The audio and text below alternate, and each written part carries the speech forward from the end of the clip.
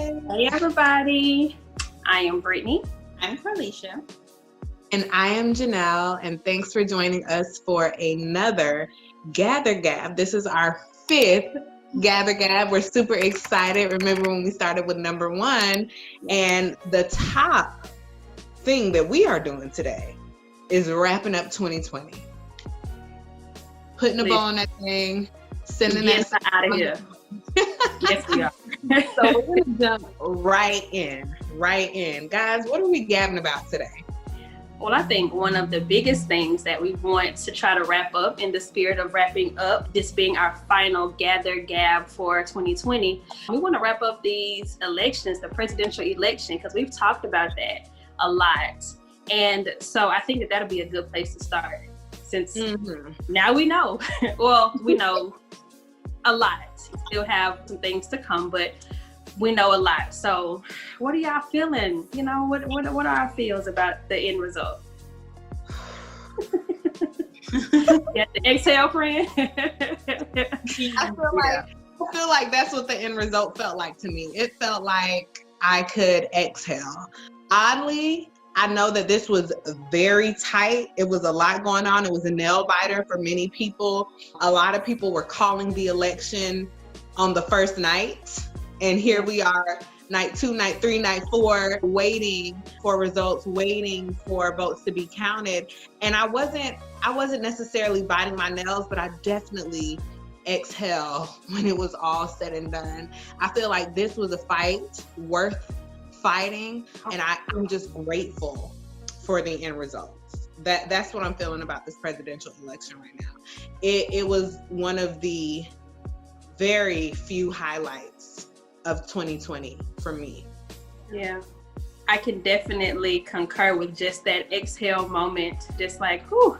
And to be grateful personally, I am not speaking on behalf of the gathering, I'm speaking on behalf of Brittany right now, but personally, I am very happy with the end result being that of the 2 options, this is the only option that I could live with, that I could handle. And to see someone who vaguely resembles me sitting up there too just is an inspiration for me and those who look like me and those who are to come. That's really inspiring and exciting for me. I am a Georgia peach for true. Everybody knows that. Okay, I'm gonna say it every time I get a chance. And I am so proud of my state that we are back blue since 1972. We've only gone blue 3 times, and that was for Carter, and that was for Clinton. Twice for Carter, once for Clinton. Since then, in like 50 years, we've only gone blue 3 times. So for Georgia to represent the way that we did and to flip that thing on over the way it ought to be, I'm just so proud. I'm so proud of everybody who showed up, who were not deterred by any circumstances that seemed unfavorable or exhausting or unfair, and we did the doggone thing. So I am breathing sighs of relief for our country, and I am doing cartwheels, if I could, for my state, because I'm proud of us. And so it was, I'm happy, and I'm truly pleased. Agreed. I was very proud that I was living in Georgia at this time, because I felt like my vote made a difference, and how I've been voting since I've been here, it made a difference here. So I would not have had that feeling if I had been in my home state. Shout out to Mississippi, but I don't know what's going on. But anywho, I would say this election, much like 2020 itself, was definitely one for the books. I can remember in 2016 going to sleep and like waking up and like getting the news of the presidency, and I kind of felt like the same thing would happen this time. I went to bed and I can remember waking up and like just kind of bracing myself before I picked up my phone, and kind of seeing like, I don't know what this day is going to be. I don't know what my future may look like given which way it turned, because I feel like when I went to sleep, I wasn't really sure. So And I was surprised to find there was no answer, and there was no actual answer until very recently. But I am very proud of the way people came out, the way people supported. I think that this was like the largest voter turnout ever, if I'm remembering correctly. So a lot of people who have never voted this time because they just felt so strongly about the direction of this country. But I just want to encourage people that voting is literally just the beginning. Just because we have a change in party or change in structure or government, it does not mean that all of our dreams will come true. Like, this is the very beginning of the work. And so just like you voted this time, continue to stay active in your local politics, your local government. Make sure that you let your leaders know what you want and stay active and stay current, because just because we voted one way doesn't necessarily mean that you and your family are going to get the things that you need. So keep them on their toes, keep them honest, and continue to fight for the rights of you and your family. Agreed, Corley. And on that note, I wanted to press that one of the things that I've been feeling really strongly about as well are the runoff elections that we have coming up. We did a fantabulous job. We did a fantabulous job in November. However, there's more work to be done. Starting, I think it's December 14th, do not quote me, but that's when early voting for the runoff elections start. And then the day of voting is January 5th. So it's really, really, really, really, really important that we keep that same energy, y'all. Y'all like to say that, but let's do it. Like, we need to keep the same energy because we are having a runoff election because neither of the candidates met the criteria to actually be a winner. So that's why a runoff election is happening. That's why you guys still need to be informed. You still need to go out and vote again. And really let this be, Corlisha, as you said, let this be the beginning for some of us, or the continuance of a long line of voting and being involved and being educated and being aware and making your voices heard on a local, on a state, on a national level. I think that, to echo both of you and your sentiments, it's just beginning. Like, this is just the beginning, and this is not something where we can get off the train. You know, you do it once and then that's it. But I do want us to acknowledge and recognize what we've done and what we've been able to accomplish, and then let that kind of fuel our fire, continue to fight. So I know a lot of people, your sentiments about voting are, it's just one vote, but we see what happens when we put all of those votes together and they become a collective vote, a collective push, a collective drive. And so I think that we need to remember that and then keep going. So don't get exhausted, but I think instead be refueled and be so that you can refocus and kind of stay on this journey, because it matters. We need you. We need each other. So I just think that this is not over, but we've done a great thing, and let's just keep it up. Yeah. Agreed. And speaking about great things and things that have had great attention this year, 2020, just like every year, has had a lot of notable events, but this year it feels extreme. It feels like this year carried so many heavy hitters, so many gut punches. And I just wanted to kind of talk about that and some of the things that we experienced this year. It is a long list. Forgive me, forgive us if there's anything that hits you particularly that we forget, but just kind of jumping into it, we had so much loss to start with. We had the loss of John Lewis. We had the loss of Kobe. We had the loss of Chadwick. We had the loss of Ruth, and we had the loss of so many others. Another notable thing that I think that we are never, ever, ever going to forget is the coronavirus pandemic.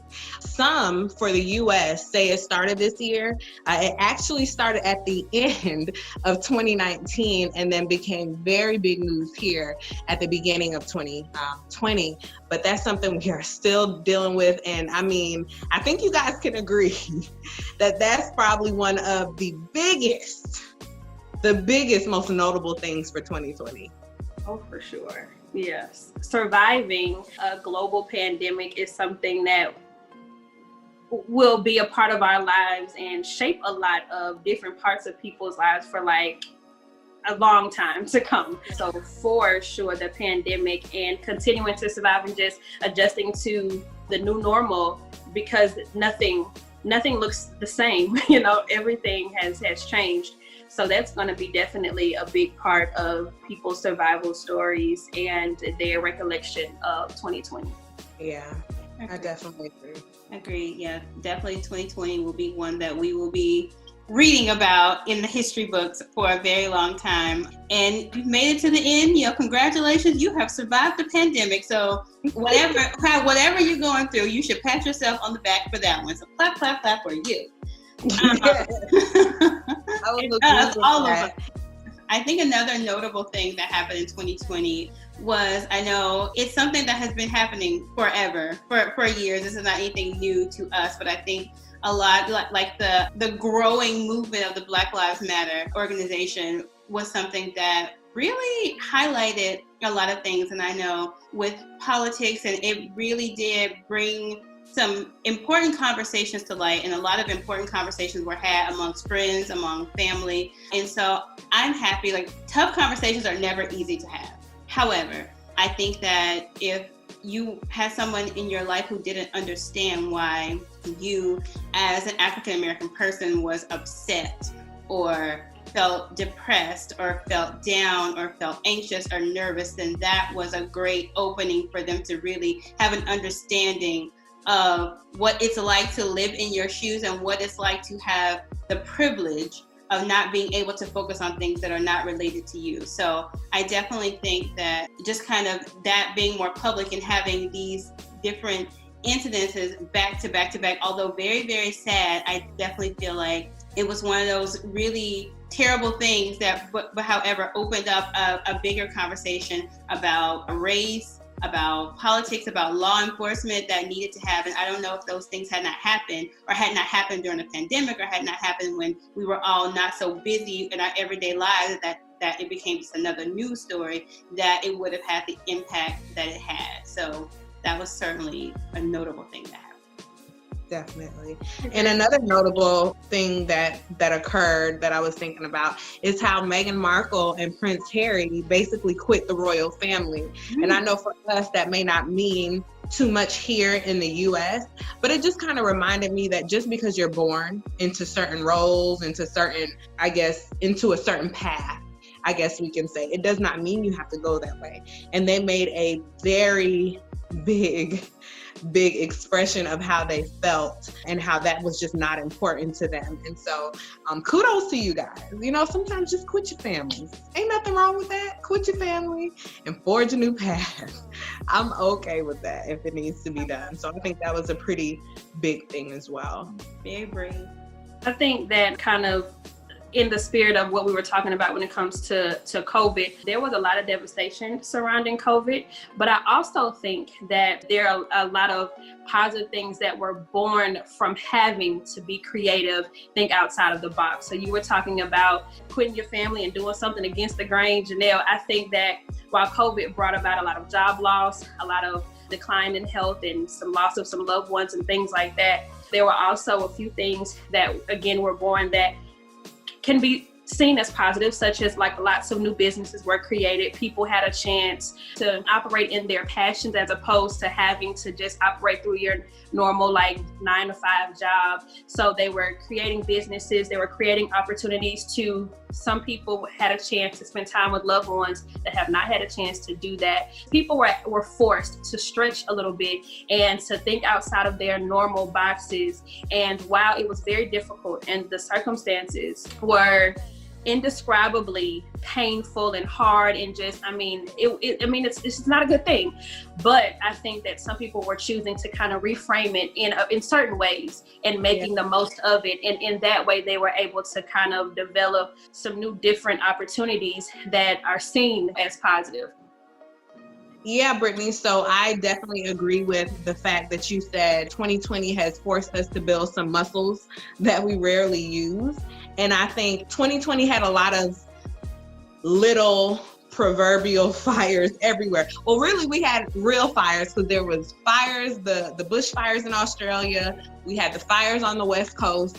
And then there was actually a little stock market crash as well. But that has built back up, and I feel like people started getting really educated on the stock market and investing. And that just kind of reminds me of what you're saying, like how people are building their muscle, how they are being forced to be creative and turn their energy into something positive for 2020.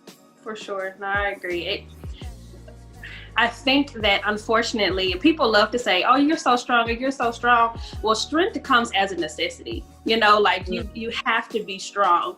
Your circumstances are what then require you to, like you said, develop that muscle, but that's when you find out about your strength. Like if it was easy, then that wouldn't be a needed quality, but one becomes stronger in certain situations. And I do think that in certain ways, people have definitely developed a new sense of their own personal strength through all of this, and trying to find something positive and a way to keep going, even in the face of all of, the devastation that has taken place.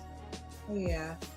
So ladies, in the spirit of trying to develop one's muscle or to highlight something positive, I do believe that 2020 has been a trash bag of a year. I mean, it has just been, I'm ready to put that thing in a Herbie and sit it on the side of the road and come and get it swiftly and expeditiously. However, before I call the dump truck and take it to the city dump, what's one thing that you guys think that you can take away from 2020 that just wasn't so bad?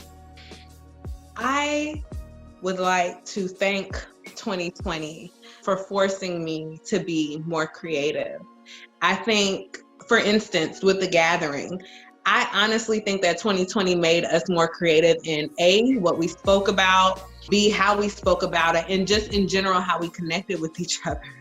So it's really forced me to be creative. I'm grateful for that. I always thought that I was a creative person, but then when certain things are taken away from you, you really find out, are you about that life? Are you about that life or not? So I'm really grateful for 2020 when it comes to that. I found creative ways to communicate with my family, to be in relation with my husband, to not be bored as hell, because being at home during a pandemic, having coronavirus and not being able to speak to your partner, he's upstairs and you're downstairs, like you just find a lot of ways to be creative. And I want to thank 2020 for that, just for that.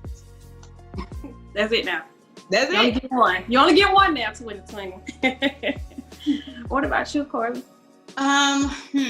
Great question. I think I want to thank 2020, okay, for making me a more clean person. Because I would never say I was a dirty person, but I have never used so much sanitizer in my life.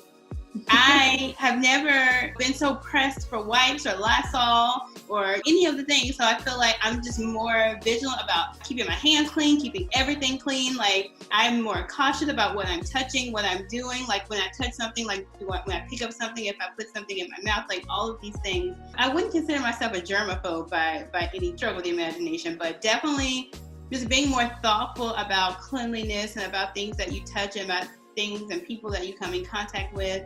I also think that 2020 was great for like innovation.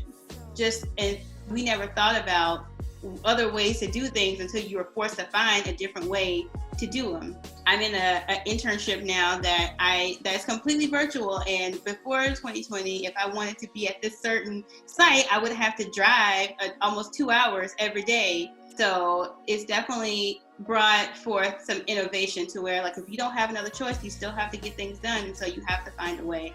So I think 2020 has definitely brought out the creative in individual people, but also innovation in like education and business and finding a way to do things differently and more efficiently that I don't think that we can ever go back to not doing because it's just worked so well. I agree with the both of you. While 2020 is an expletive that I just probably don't want to use in this particular platform, ingenuity, innovation, creativity is definitely something that has been something that was beautiful, that was born from the necessity of having to do it. So people were having to stretch their minds in ways, their ideas, their thoughts in ways that if we were not in these circumstances, we may have never tapped into.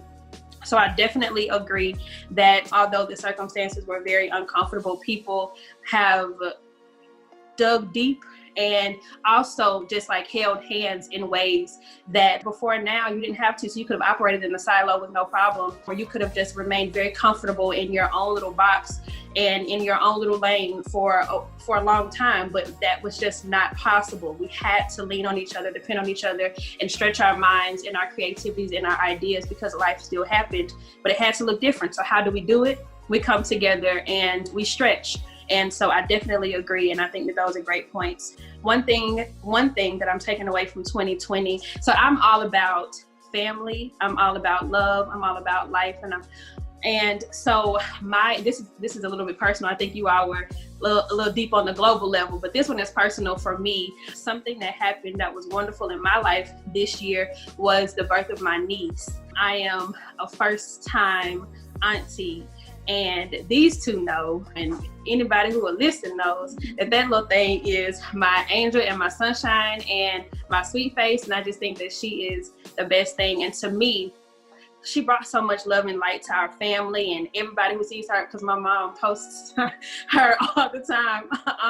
And we all post her all the time, but she's just a sense of joy. And so I think that there's a commercial, I think it's like a Walmart commercial, and this little baby is saying 2020 is the best year ever, and she's like in an ornament on the Christmas tree. Do y'all remember that commercial? I think I've seen it, yeah. And the lady in the background was like, forgive her, she was born this year, she don't know. Just let her be, just let her be happy. But I think that there's something in that, there's something to be said about innocence and joy and still being happy even when all around you is falling down and falling apart. And so my little niece laughing and spinning our faces and babbling and just growing like we have a chance to check out of the mundane routine of the foolishness that's going on around us and enjoy a sweet spot of innocence and joy. And so I think that that's something that we are all very grateful for, at least in my household. That is so good, Brett. And we love you too, Niecy Pooh. We were waiting for you to be born, girl.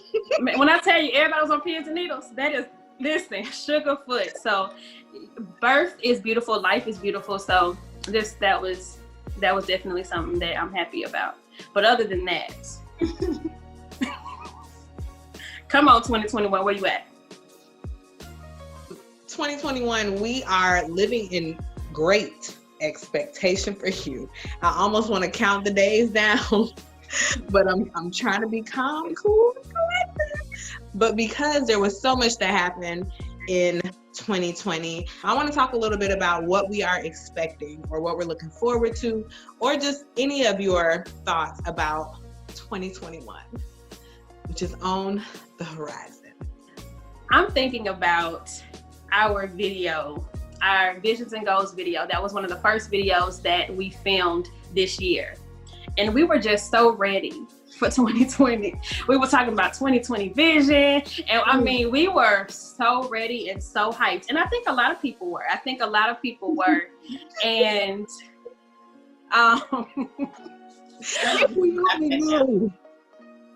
if we only knew.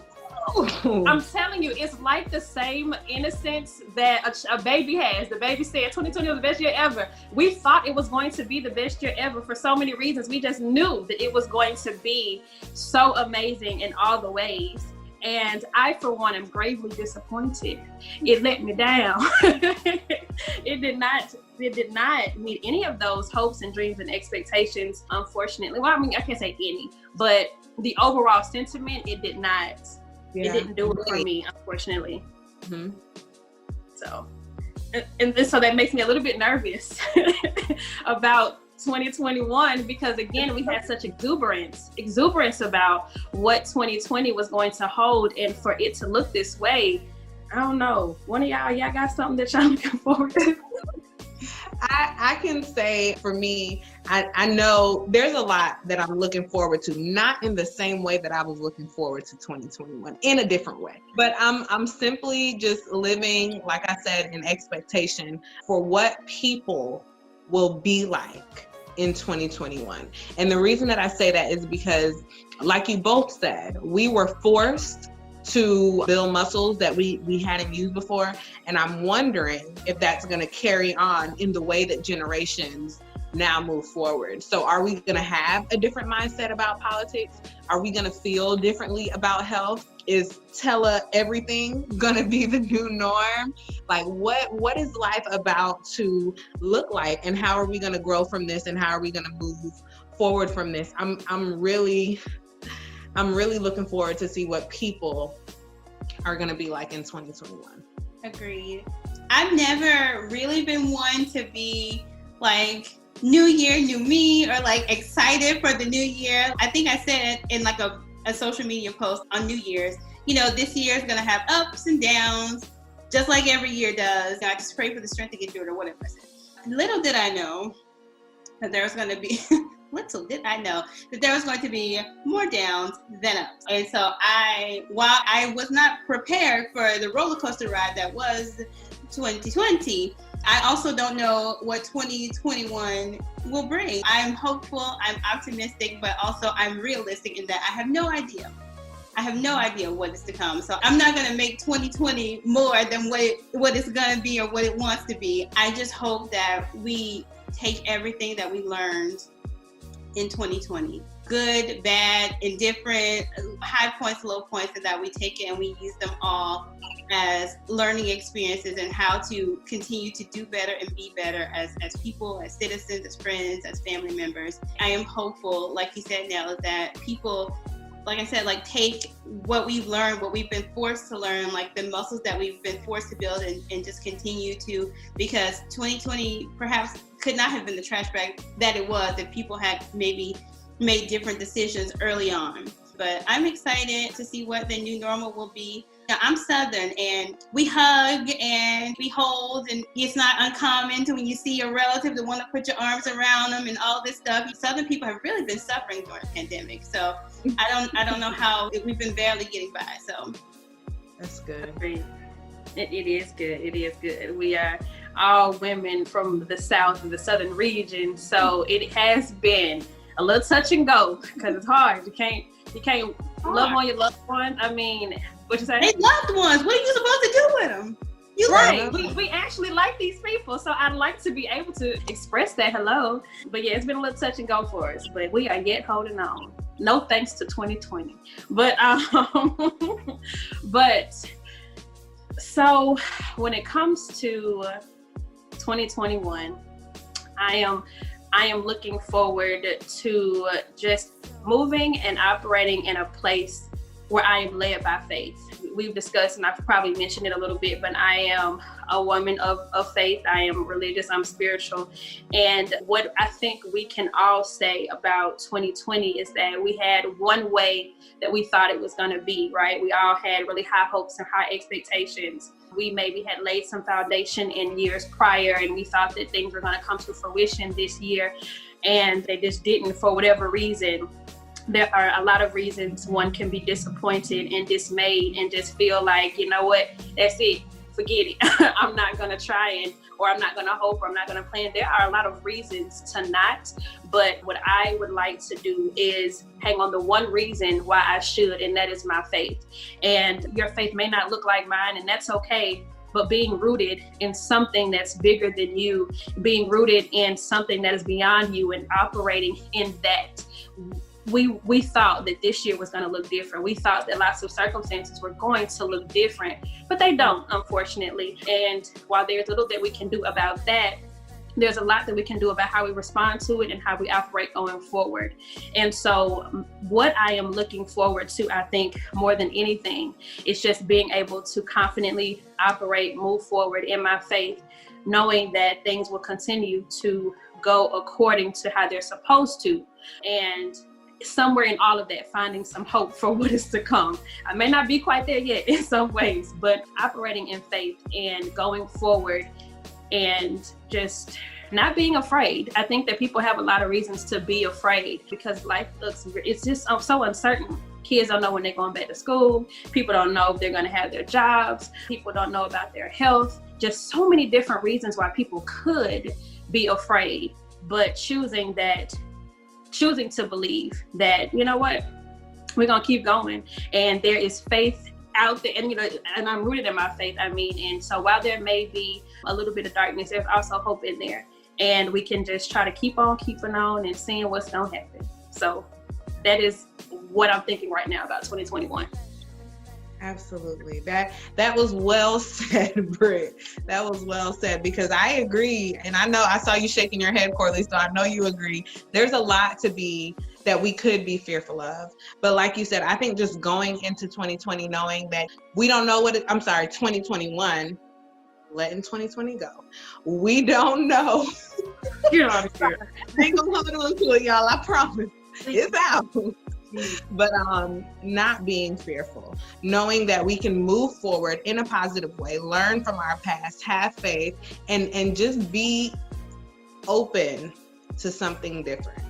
That I think that's all we really need at this point, is just to be open to something different, to be open to being different, to be open to experiencing different, because that's what 2020 taught us. So is there anything else that my beautiful Gather Gals want to say to the people? No, it's just we're excited that you guys were with us on our first year of the gathering. I can't believe that it's been a year. We're so grateful to you guys, and we could not have done this without you, so we're so appreciative of you. We really just so happy to do it with you guys and each other. So we are going to go forward in 2021 together, gathering, and thank you for a fantastic year together. And let's go ahead and step into this new chapter together. Together. Well, it has been a pleasure being together. Until we meet again, you guys. Bye. Bye.